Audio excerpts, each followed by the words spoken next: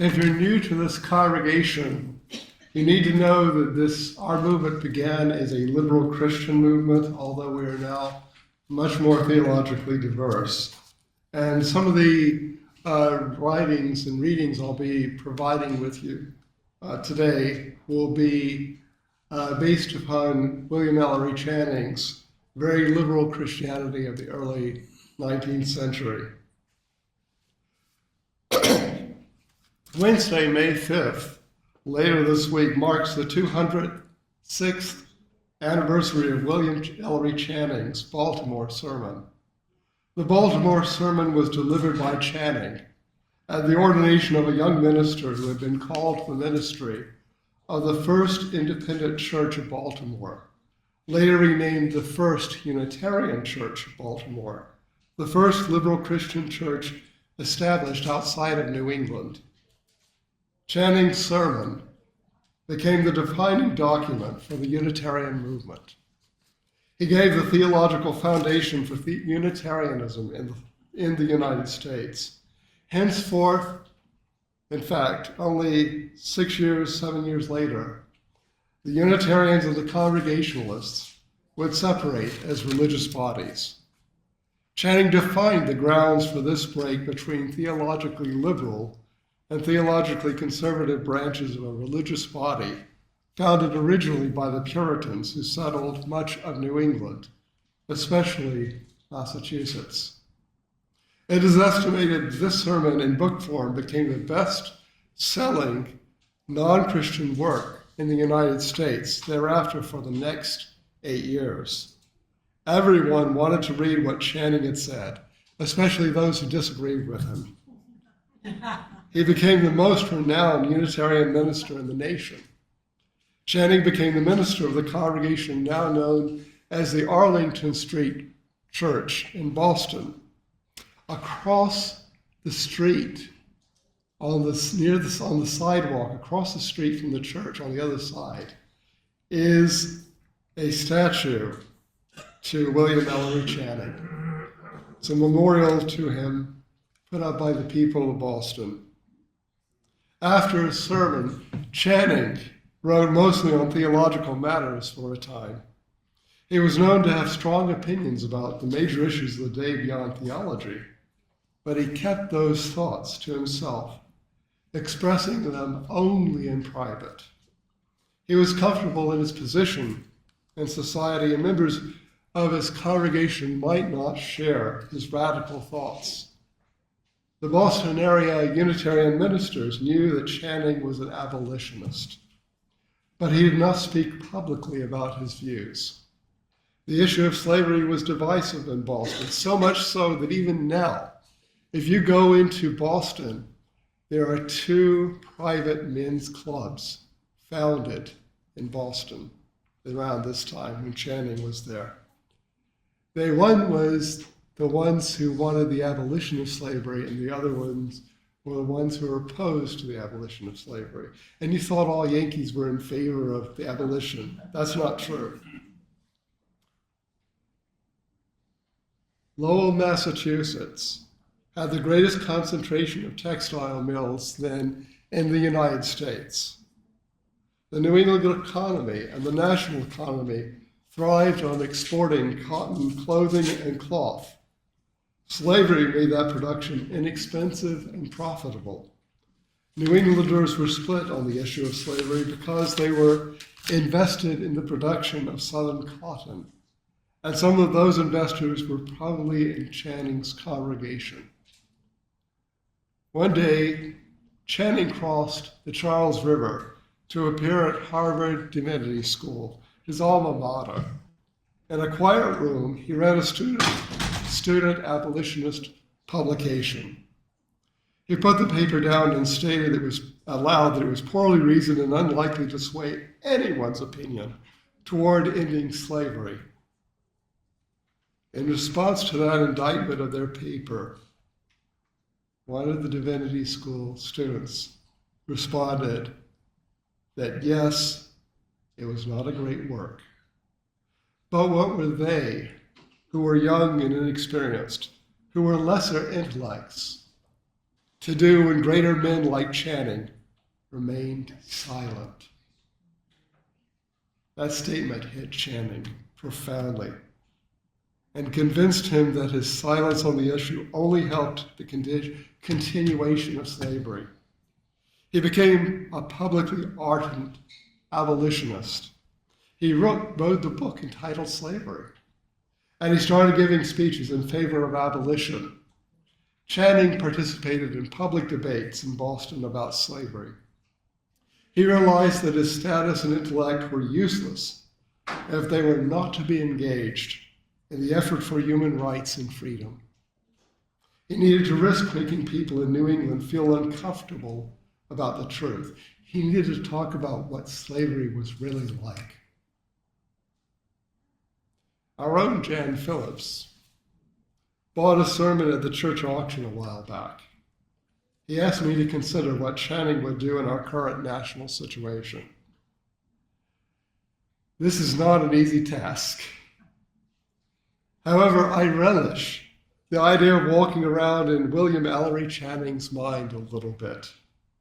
Having read a couple of biographies of Channing and a few biographies of other figures who knew Channing well, having read of some of Channing's writings, and being in possession of this 1,069-page book in small print, I knew it's entitled Channing's Works. It was published in 1890. I have a very better conditioned book somewhere that's identical. However, this is the one I could find when I was rooting through my storage. With all that, I feel comfortable with this task, but it is still an imaginative challenge. So if you don't like what I'm saying, bring it to me. If you do, bring it to Jan. So what would Channing do in our times? To begin with, I believe that William Ellery Channing would feel comfortable with our religious movement's stands on human rights and equality. Yes, they are further along than what was given to public discourse in the early 19th century, and certainly nobody in the 19th century in Boston was standing up, in the 1830s and 40s talking about LGBTQ issues. But we're Channing aware of the evidence of equality for LGBTQ people.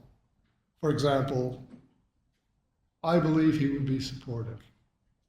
He certainly was opposed to slavery, but felt that people of African descent were not as intelligent as Euro-Americans were. It was a common perception. I think his opinions 200 years ago would be changed by more recent knowledge and cultural experience. I believe that he would be horrified by the extreme differences between the rich and the poor and by the influence that corporations have in this country. He would be shocked that healthcare was not guaranteed for citizens in these days. Though he's not outspoken about the matter, Channing's actions demonstrate an empowerment of women. It seems likely that he would be a feminist. And he certainly was by the standards of his day. The other assumption is that Channing would have a voice in the cacophony that is American discourse right now. Would he be an influencer? Probably so. The more difficult aspect of Channing's communication style is that he thought long and deeply about theology and society. Our current situation is being shaped by the latest cell phone ding from sources. It is rare for people in the United States to think deeply about our current situation now. We are in a constant state of national agitation created by our own elected and approved leaders. Our instability is manufactured to keep us from being able to promote a consensus on how to deal with problems or personalities. We are devoid of evidence or the ability to consider solutions by those who do not want us to form considered, thought-out opinions, but to react to whatever makes us comfortable or uncomfortable. This weakens us to animals rather than philosophers. We are living with anxiety constantly. Hardly a week goes by. And I say week, I mean days, when many of us do not feel anxious. What might Channing do to encourage us to engage with each other? He was a master of debating. Channing often debated publicly with those who were in favor of slavery. 40 years ago, before the internet noise, it was common for intelligent people to debate publicly the issues of the day. Some of us actually remember that. Channing came prepared with theologically and philosophically grounded arguments more than data. He knew that information could be supplied to any debate to make points. He also knew that theology and philosophy could be twisted to any argument. Channing knew that someone supporting slavery would quote Paul's epistle to Philemon. If you never read this document, look in your Bible, it's there. Paul stayed with Philemon, an early Christian convert. Onesimus, his slave, wandered off with Paul when Paul traveled out of the area. Paul was in a situation potentially of theft of the slave, or worse, freeing the slave, which would have incurred the death penalty. Channing knew that someone in debating slavery would quote that letter that vindicated the institution of slavery. Channing was prepared. Channing did not use fact cards like the ones we used in the debate team in high school, when I was on the debate team in high school. He went to the center of principles of debate, not on fact cards. He worked more with principles like human rights. Once the arguments were based upon principles, it was easier to make a point. Would Channing be able to function well in our contemporary world, or would he be reduced to just becoming another talking head in the noise of conflicting views?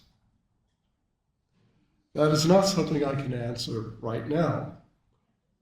The only influencers who I follow are American historians, because they lend perspective to current events.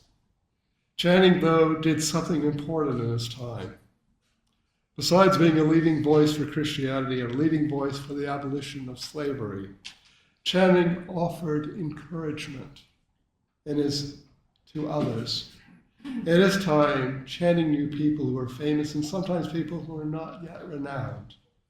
He encouraged them to continue if they were already moving the conversation forward. Channing walked from Boston to what is now part of Boston, South Side, near the South Side, Roxbury, to thank Lydia Maria Child for writing a book about slavery. And he approved in that visit of her writings about women's rights. He encouraged Dorothea Dix to campaign for improved treatment for the mentally ill.